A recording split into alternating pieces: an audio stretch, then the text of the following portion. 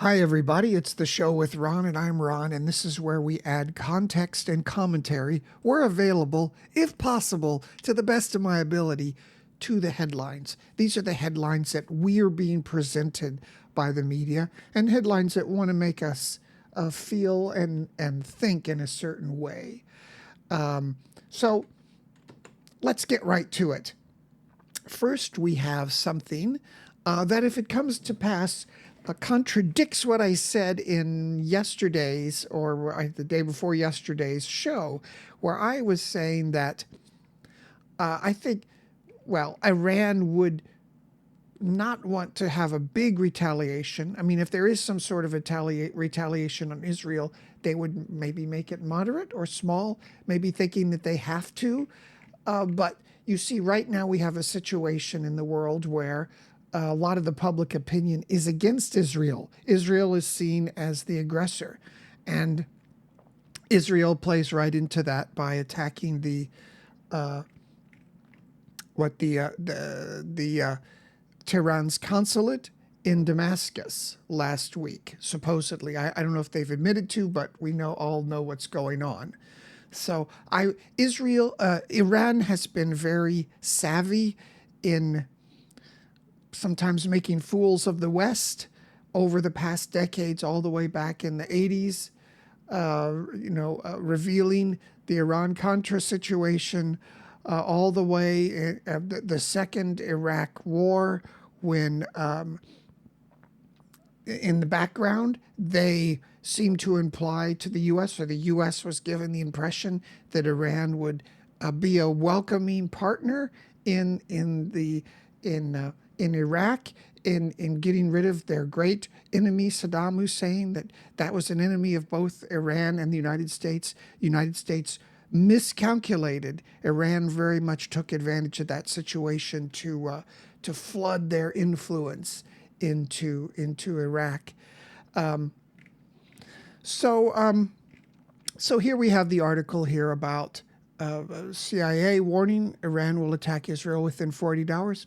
It's possible. I still think whatever is done, whatever happens, will probably be done in a moderated way, if at all, to make it seem like that, to keep public opinion seeing Israel as an aggressor in this situation. You know, we see the crazy people in the West marching against Israel, and even the Jews. It's quite an amazing situation. And you see, if Iran completely nuked Israel or something, that would turn the public opinion against Iran, and there would be sympathy towards Israel. So these are games of political feeling in the press and the media, because we know a lot of these situations are ultimately won or lost, not on the battlefield, but in the media.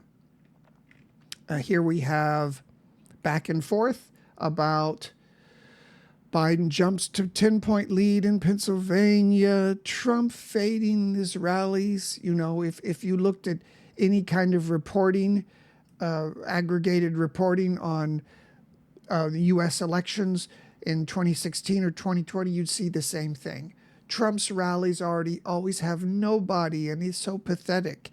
And the other guy is lady is rising in the polls. So I'm not sure that it can tell us much, just the daily or weekly back and forth, toing and froing of where the candidates are in popularity, much less how the media presents all that to us.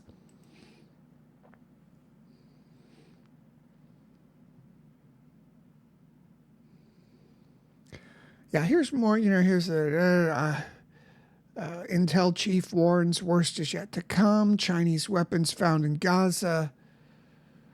We have protesters trying to bring down Netanyahu, call for early elections. This is what I've long said is behind a lot of this, because, before we had that problem with Hamas in Gaza, there had been a couple years of agitation against Netanyahu's government, saying that he was changing Israel from a democracy because of them trying to change the rules of how the Supreme Court could rule on issues in the country.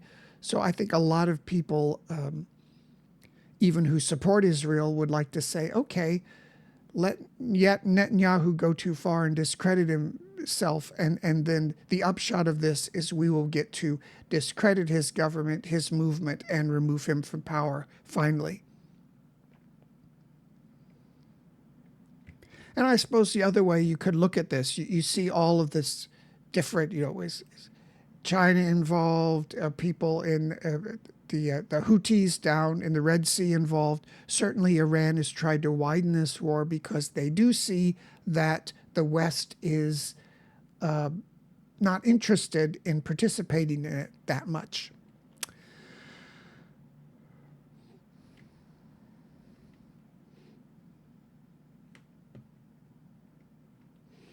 Gold at an all-time high, or smashing records in turbulent world. It's funny in times like this, people say, I need to buy gold, but it's at a high. You don't buy now, you buy when it's low, when everybody says it's at an all-time low.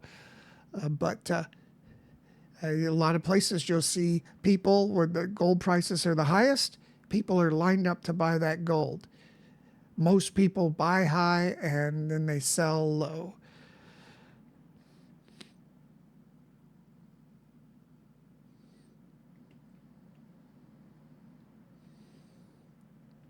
More stuff about Trump.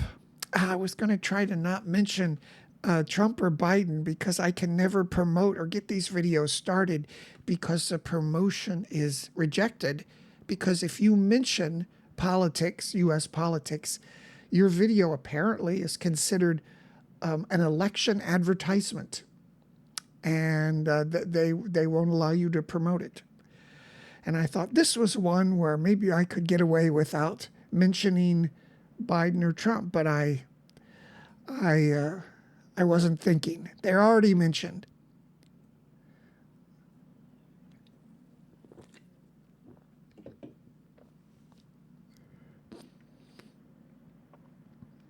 More odds and ends. Tax the rich, they'll just leave. Data shows something. A lot of my viewers, I don't have many viewers, but the ones I have, they're not in the United States, and I've been involved in the media before and not in the U.S. So a lot of what I do is explaining how to understand the U.S. or the context of it to foreigners. Of course, one of the things is, and I mentioned this many times, is each U.S. state is like its own country, and there are liberal states and there are conservative states. There's states that like to have high taxes and a lot of services, a lot of social services, and there are states that have very low taxes and very few social services and very few parks and amenities. So here we have this situation where some places, like in California, it became trendy in the last few years to say rich people have more than I have. I didn't make that money, someone else did, but I'd like some of it. So they started taxing the rich in California with those taxes didn't seem too onerous to me. However, this article does note the character of the U.S., where if it becomes too expensive to live in the little country of California, you can move to another country, each little U.S. state being its own country with its own policies, and those policies can make a big, big difference in your taxes. Even, I remember when I lived in California, even within each U.S. state, each county is like its own country as well, with different taxes. So like in LA County, on new cars, there was some extra high sales tax. So all the car dealerships left LA County. So when you started to drive LA County, you went to the next county that had very low taxes or no county. I don't know what they were, the sales tax in that region. So when you get up to that border, suddenly there's all of the all of the car dealerships all together. And that's because you've just entered an area where there's a low sales tax. So if it was just a couple percent, that's a lot of money, even when you're, talking about an expensive car. And you see this all over the United States, where all of these car dealerships are grouped together. Usually tells you you're entering a lower tax jurisdiction.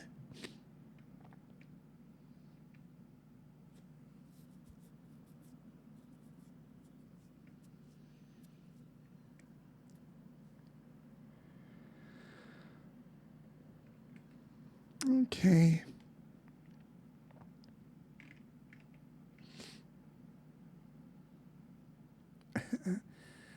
Lots of weird news here with Google to move AI behind paywall. Interesting. Shows how the hype is slowly going away on this. You have a big hype in the media, and then over time, we see how these things can really be implemented. Criminalize AI-generated child porn. Governments are so eager to regulate and tax things. It's amazing some big technologies like this can get by, and only after the genie is out of the bottle do we have any kind of regulations. Of course, you would note a lot of these companies, Google, they have a lot of pull in government, a lot of lobbyists, and that's probably why, especially in the United States, they go easy on regulation of tech companies.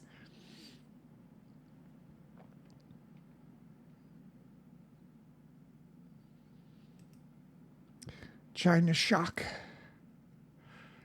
This incredible overstretching of the markets in China. A single company, $300 billion in debt. These are companies that their currency do not float freely on the exchanges around the world. They are gamed internally by China. This is the sort of thing China can probably ride out because nobody knows what the real figures are internally.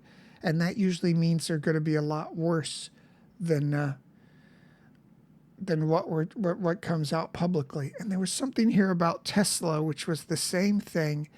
Hertz bet on Tesla went horribly sideways. And this is, the article is gone. I can't find it. But this is, Hertz, and I guess a virtue signaling thing, bought thousands of these Teslas. We're going all electric. But of course, that technology is not really practical especially if you don't know how to use it. I don't know what all the reasons were, but they're getting rid of, going back to good old practical gas cars or petrol cars. This is a sort of situation like that China thing I just mentioned, where the real message here is that Tesla has to be understanding what's going on in the side of Hertz with their own people. So the story that they're getting rid of all the cars, that becomes a prophecy for the whole electric vehicle industry. So Tesla has to work with Hertz to make sure big announcements aren't made that they're getting rid of all the cars, these electric cars, because it's terrible publicity. And it causes it's the worst kind of public relations. So I would even suspect companies would subsidize, help out, do whatever they can to keep the problems with the Hertz's vehicle fleet very quiet. And if if Hertz does have to divest itself of those Teslas, you do it quietly, bit by bit, and Tesla needs to be managing that process so it doesn't become news headlines like this.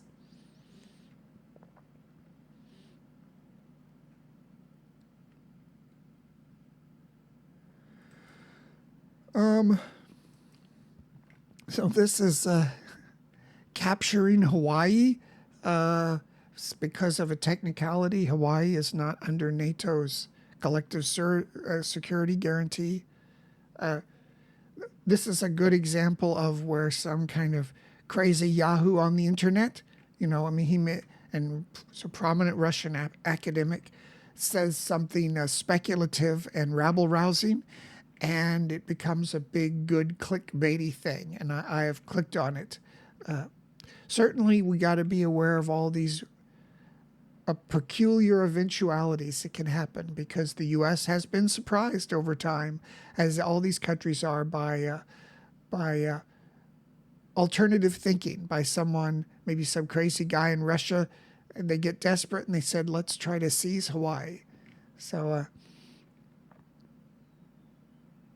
anyway, it's a kind of a fascinating concept and idea, but it's mainly used here, I think, as clickbait.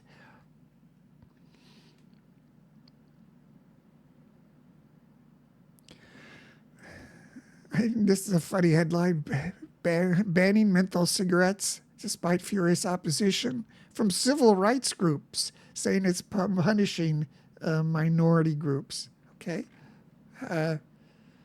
I find it baffling that they let vaping come into the culture. I don't know the particulars, but it has to be that lobbyists held back at least the U.S. Congress from banning vaping, because, you know,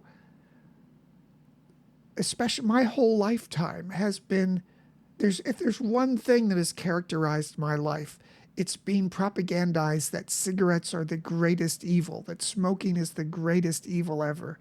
Movies, television shows, it's been unrelenting. And just the kind of regulation that goes on that just says, what if cigarettes are really as bad as they say they are, why are they even legal to sell? It doesn't, so much of that, and then suddenly they allow everybody to vape all around the world, and very, very, very strange mixed messages coming from government there. And I hate to bring this up in the world because I love monkeys, and I won't click on this, but apparently there's a lot of people who make videos of monkey torture, and that's what they're doing. You know, the internet has tied together a lot of very small, weird subcultures that have a lot of strange ideas, where before the internet, if you were a weirdo with some of these ideas, you would be very isolated, but now they can come together.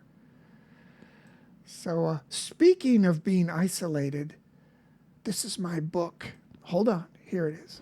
Disillusioned by the promises of the modern world, young people make their way to Bangkok and then on to the furthest places they can find. There are still unknown places. And I just heard my book is now available at Kinokuniya branches at M Quarter, Central World, and Siam Paragon. I really wanted them to carry it, and it's in literature, which is cool, so this is another dream come true for me. Read it and let me know what you think, please. Thanks. That's the show with Ron, where we add context and commentary to the headlines, so we don't go off crazy marching in somebody else's parade or go down swinging in someone else's fight. I will see you tomorrow, and we'll talk about what's behind the headlines again. Bye-bye.